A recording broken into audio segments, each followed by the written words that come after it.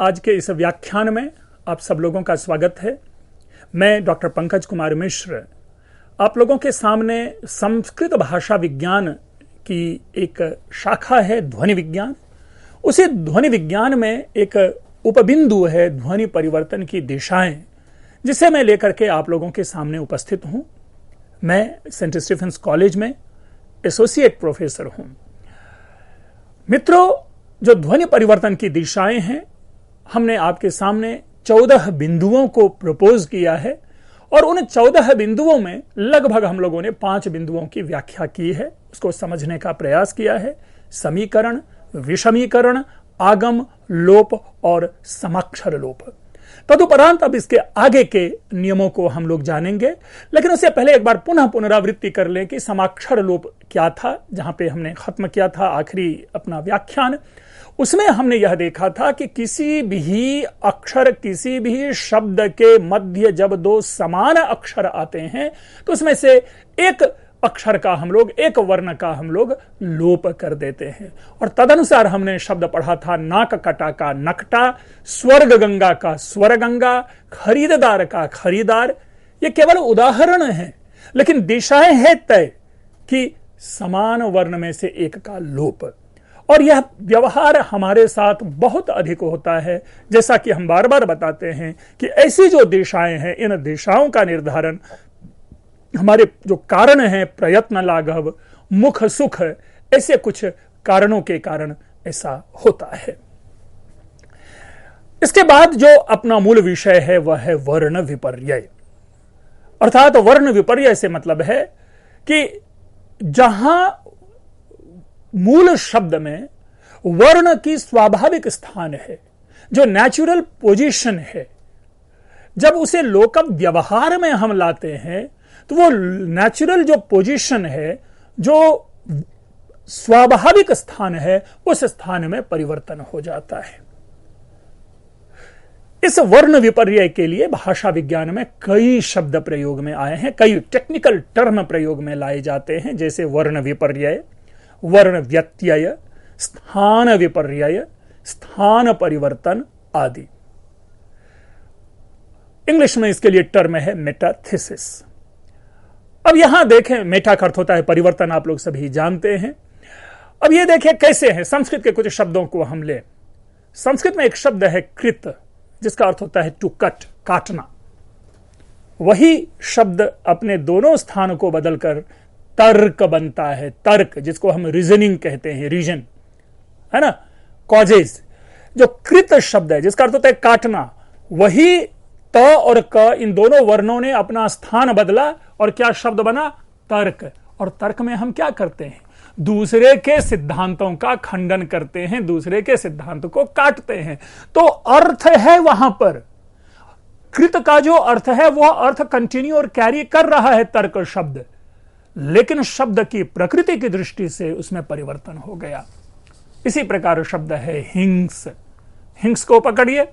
Hints obvious, जो English में हम वायलेंस कहते हैं, और जिसको कहें कि किसी दूसरे को जो पीड़ित करना है, कष्ट पहुंचाना है, और कष्ट आइदर वे है, किसी भी रूप में, मन वचन कर्म से हम लोगों की हिंसा करते हैं। अगर अपनी वाणी से लोगों के दिल को दुखाते हैं तो वह भी एक प्रकार की हिंसा है। यह भारतीय दर्शन का सर्वमान्य सिद्धांत है। तो मन, वचन और कर्म। लेकिन इतनी लंबी बात ना करके सामान्य हम लोग हिंस शब्द पे आए। इस हिंस शब्द को बदल दीजिए, पलट दीजिए, वर्ण को परिवर्तित कर दीजिए, और आपके सामने बना हुआ शब्द है सिंह। इस हिंस से ही सिंह शब्द का निर्माण हुआ है। और सिंह का भी व्यवहार क्या है? हिंसा करना। पर पशु का ये कारण होता है, पर पशुओं को पीड़ा देता है सिंह। ये तो कुछ संस्कृत के शब्द हुए, लेकिन अब कुछ लोक व्यवहार के शब्द समझ लें। लखनऊ, सब में ये मन स्थिति में ये उपस्थित हो गया होगा ये शब्द। लखनऊ पढ़े लिखे व्यक्ति बोलते हैं, लेकिन सामान्य बोलचाल की भाषा में आप जाएं, वहां के जो सामान्य निवासी हैं वे उसे नखलऊ बोलते हुए पाए जाते हैं। अर्थात ल ख न है ना, तो यहां पे जो न है वो ल के स्थान पे आ गया और ल जो है वो ना के स्थान पे आ गया। तो आपस में स्थान परिवर्तन के कारण लखनऊ नखलऊ बन गया। इसी तरह नेपाल और बिहार बॉर्डर पे एक जगह है रक्सौल, बहुत ही फेमस जगह है, जहां से इजीली एंट्री नेपाल प्रदेश में हमें प्राप्त होती है। उस रक्सौल को वहां पे लोग रसकौल कहते हैं। क और स स्थान परिवर्तित कर रहा है, अपने को बदल रहा है, अपने को रिप्लेस कर रहा है, और वो रसकौल हो गया। पहुंचना चहुपना हो रहा है। वाराणसी बनारस बन गया। और ब्राह्मण है, जहां पे मां है, ब्राह्मण। हम केवल वर्ण मात्र की बात नहीं, हम केवल अक्षर की बात कर रहे हैं, हम एक शब्द विशेष की बात कर रहे हैं, ब्राह्मण। अब उसमें देखिए क्या हो गया, जो ह माने अपने का स्थान बदल लिया और बामहन हो गया, बामहन। मित्रों, यह मनुष्य की स्वाभाविक प्रवृत्ति है। स्वाभाविक प्रवृत्ति इसलिए कि हम जब त्वरा में बोलते हैं, जब हम शीघ्रता में, क्षिप्रता में बोलते हैं, तो हम में यह टेंडेंसी होती है कि इस प्रकार की गलतियां कर ही जाते हैं। और यदा कदा ऐसी गलती हमें अपने वर्ग में, अपने समवाय, अपने समुदाय में हास्य भी उत्पन्न करता है। बड़ा सुंदर उदाहरण है कि ऑक्सफोर्ड यूनिवर्सिटी के एक प्रोफेसर होते थे, W.A. स्पूनर। वो स्पूनर जब क्लास में जाते थे तो उनके क्लास में एक सामान्य रूप से उनसे यह गलती होती थी कि जो बड़े बड़े सेंटेंस भी बोलते थे ना, उसमें भी विपर्य हो जाता था। एक छोटा सा उदाहरण है इंग्लिश में कि you have wasted a whole term. भाई, तुमने अपना पूरा का पूरा सत्र जो है वो तुमने गवा दिया, बिता दिया, बर्बाद कर दिया। You have wasted a whole term, उनको यह बोलना था। लेकिन देखिए, इस वर्ण विपर्य के कारण वो क्या बोल जाते हैं, you have tasted a whole worm, अर्थात तुमने सारे कीड़े का स्वाद चख लिया। You have wasted a whole term, you have tasted a whole worm. तो जो टेस्टेड और जो वेस्टेड और टर्म और वर्म जो है, यहां वर्ण परिवर्तन हो रहा है और अर्थ का अनर्थ हो रहा है। और यह स्पूनर महोदय की टेंडेंसी थी कि कक्षा में अनायास उनसे ये गलतियां हो जाती थी। और परिणाम यह हुआ कि भाषा विज्ञान में इस विषय को चिह्नित किया गया और एक पारिभाषिक शब्दावली हमारे सामने उत्पन्न होकर के आई, और वो थी, उस सिद्धांत, उस शब्द का नाम पड़ा स्पूनरिज्म, जिसको कि हम अनुवाद करके अपने सामान्य संस्कृत भाषा विज्ञान में आद्यांश विपर्यय कहते हैं। और ऐसे वर्ण विपर्यय के लिए कोई स्थान नियत नहीं होता। ये वक्ता के जो वाक तंत्र हैं उनके व्यवहार पर निर्भर करता है। हिंदी में भी एक उदाहरण ले लीजिए। भाई, सुबह सुबह कहीं निकल रहे थे और किसी सज्जन को पूछना था कि आपकी घड़ी में कै बजा है, यानी आपकी घड़ी में क्या समय हुआ है। उनको यह बोलना था कि आपकी घड़ी में कै बजा है। तो वो हड़बड़ी में बोल जाते हैं कि आपकी बजी में कै घड़ा है, आपकी बजी में कै घड़ा है। सामने वाला भी था तेज तर्रार, उसने जवाब दिया 9 पाव। उत्तर क्या है? 8:45। देखिए, 8:45 उनको जवाब देना है, उनके भी मुंह से निकलता है 9 पाव। दोनों ने एक दूसरे की भाषा को समझा, एक दूसरे की भाषा को समझ लिया, लेकिन जो मूल विषय निकल कर आता है वह यह है कि यह हमारी स्वाभाविक वृत्ति होती है। हां, सोच समझकर जब हम बोलते हैं तो इस प्रकार की गलतियां नहीं होती, लेकिन हम त्वरा में, क्षिप्रता में, जैसा कि मैंने प्रारंभ में ही कहा, या अन्यमनस्क रहते हैं, तो ऐसी स्थिति में इस प्रकार की गलतियां होती है। लेकिन यह गलती ना होकर के भाषा विज्ञान में ध्वनि परिवर्तन की दिशा का एक सिद्धांत बन गया, और जिसे हम लोग केवल वर्ण विपर्यय मात्र ना कहा, वर्ण विपर्यय कहते हैं, लेकिन यह केवल शब्द मात्र में नहीं होता, वाक्यों में भी इस प्रकार का विपर्यय परिवर्तन हम प्राप्त करते हैं। मित्रों, इसके बाद जो स्थल विशेष है हम उसको कहते हैं महाप्राणीकरण, एस्पिरेशन। आप लोग महाप्राण, अल्पप्राण संस्कृत व्याकरण में पढ़ा होगा, सुना होगा। हम यहां पर एक बार पुनरावृत्ति कर लें कि महाप्राण वर्ण कौन से हैं। जो महाप्राण शब्द उच्चारण मात्र से ही है कि जिस वर्ण के उच्चारण में हमें सर्वाधिक सांस या सर्वाधिक वायु का उत्सर्जन करना पड़ता है, वे वर्ण महाप्राण कहलाते हैं।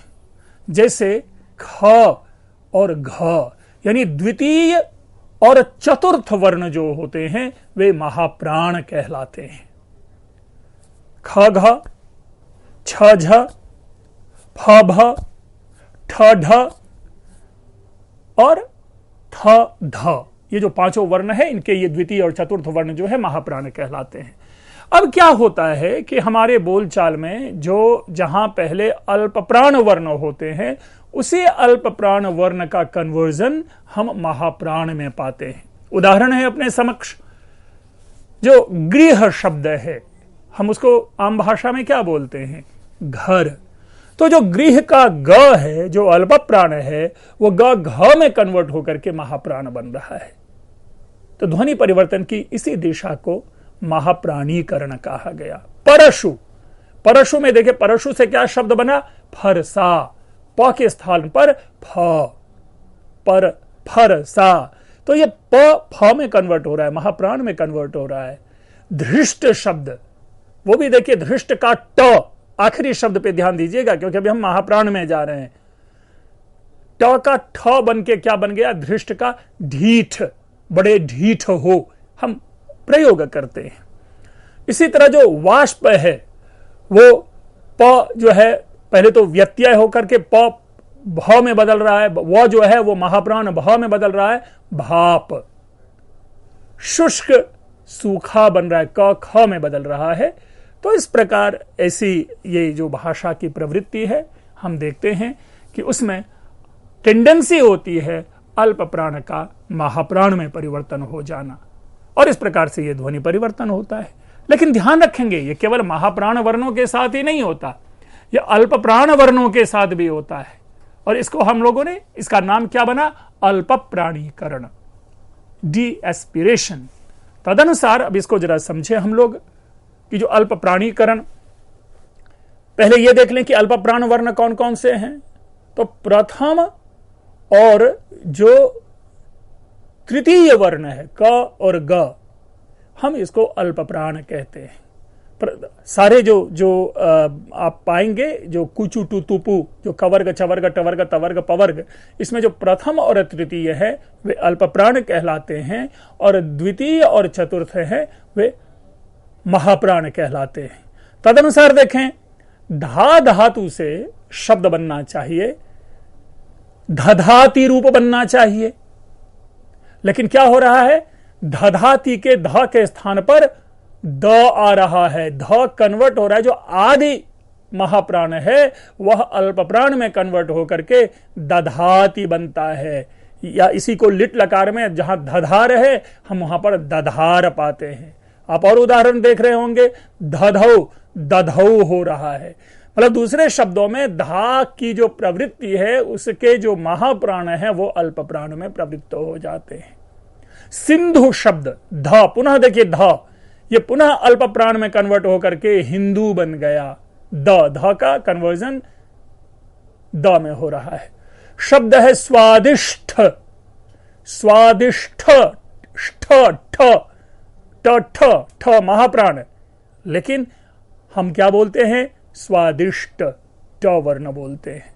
तो इस प्रकार से जो दोनों प्रवृत्ति देखी, अल्प प्राण की प्रवृत्ति, महाप्राण की प्रवृत्ति, ये दोनों भी हमारी भाषा, हमारी ध्वनि को पूरी तरह से कंट्रोल करते हैं, और तदनुसार ध्वनि परिवर्तन हम प्राप्त करते हैं।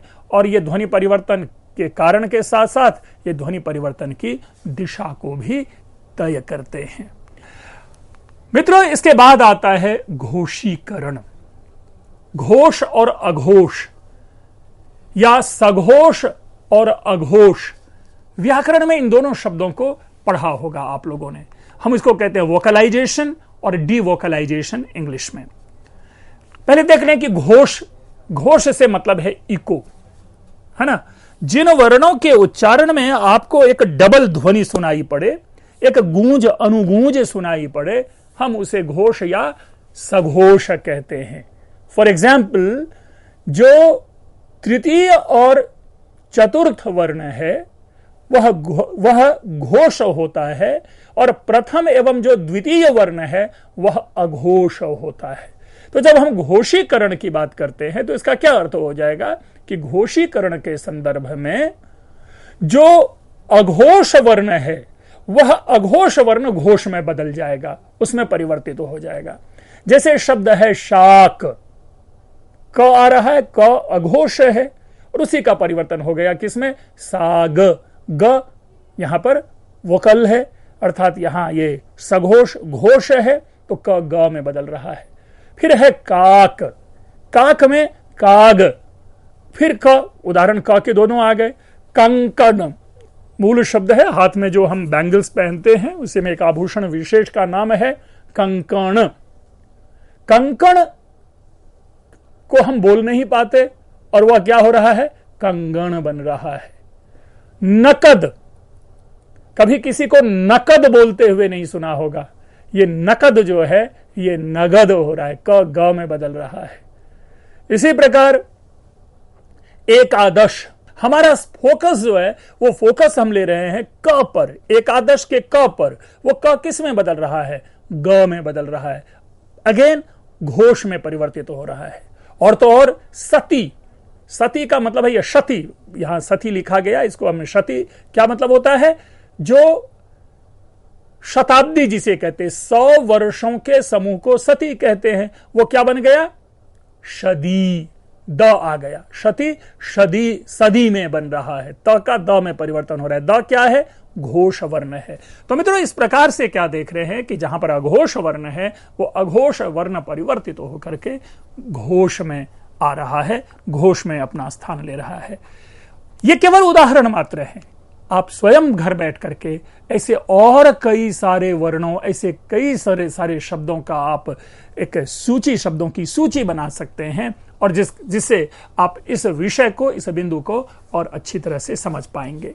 अगला है अघोषीकरण, पुनः यही विपरीत, जो घोषीकरण है उसका ये विपरीत हुआ, अर्थात जहां पर घोष वर्ण होगा वह घोष वर्ण अघोष में परिवर्तित हो जाएगा, अर्थात द्वितीय, तृतीय या चतुर्थ वर्ण के स्थान पर द्वितीय या तृतीय वर्ण हम पाएंगे।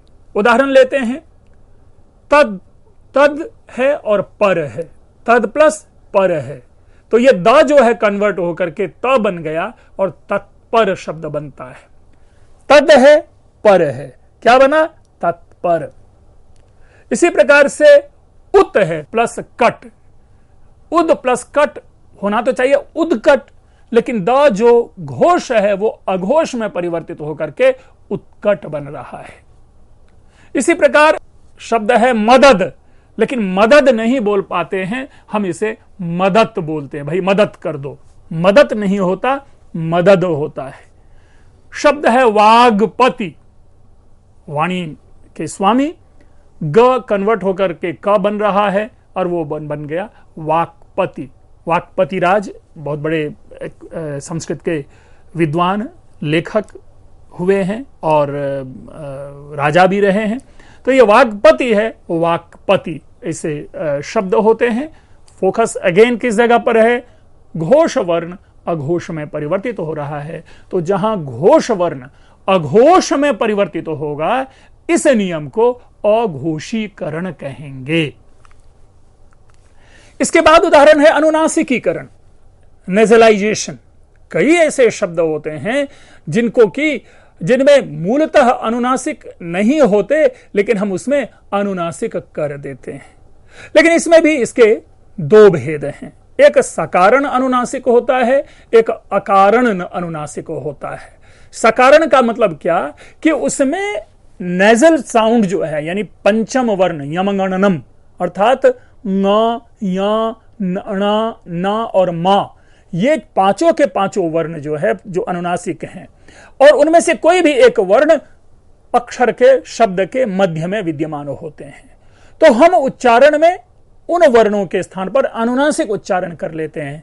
जैसे शब्द है चंद्र, तो चंद्र को हम लोग ये क्या करते हैं, चांद कहते हैं, यानी ना जो है, जो नेजलिंग साउंड है, वो नेजलिंग साउंड प्रेजेंट, अपनी प्रेजेंस बनाए हुए हैं, तो इस कारण क्या हुआ, ये सकारण है, अर्थात नेजल को ही हम उसी को कन्वर्ट कर ले रहे हैं। चंद्र बिंदु आ रहा है। अंधकार, इसमें देखिए ना ध, ना नेजलिंग है, लेकिन हम जब लिखते हैं तो वो अंधेरा, इससे अंधेरा शब्द बना और अ के ऊपर में चंद्र बिंदु देते हैं। इसी तरह कंपन, कांपना, कप कपी जो होता है कांपना, शिवरिंग, तो ये कंपन शब्द है, मां है, लेकिन उसका नेजलिंग जो साउंड है वो चंद्र बिंदु में परिवर्तित होके कांपना बनता है। मां का लोप हो रहा है, ना का लोप हो रहा है, चांद, अंधेरा, कंपन, कांपना, कांपना। आप देखेंगे इसमें केवल नेजल साउंड है, मां नहीं है।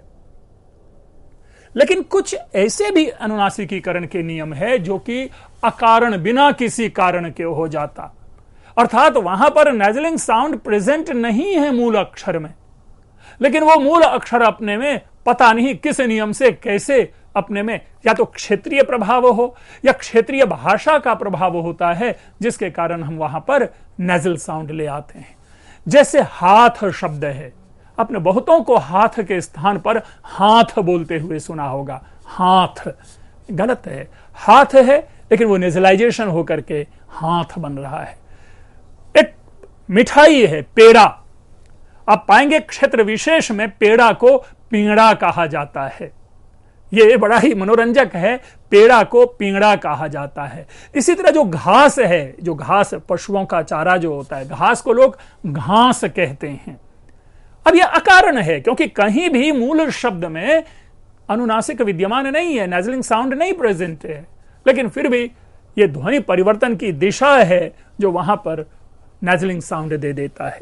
इष्टिका, इसी से शब्द बना ईट।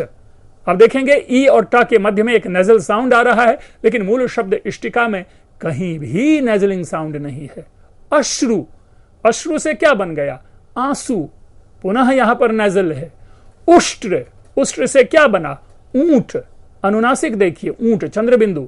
निद्रा, उससे नींद बन गया, देखिए निद्रा में कहीं ना नहीं है, लेकिन निद्रा से ही हमने नींद शब्द बना लिया।